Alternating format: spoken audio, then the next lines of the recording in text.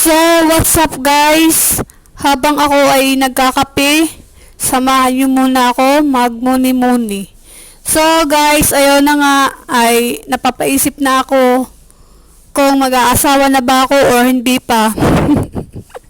Sarap! So yun guys, kasi malamig dito sa amin, yun, nagtimpla lang ako ng kape para mawala lang yung lamig dito. Okay lang sana kung mayroon ka yakapsol kahit hindi ka na uminom ng pangpainit sa katawan. Yun. Dahil ay wala naman ako noon, ayun. Nagtimpla lang ako ng kape para meron lang panlaban sa lamig. Meron nga kasabihan, ang taong may yakapsol, yun may lamig. So, yes mga bye-bye!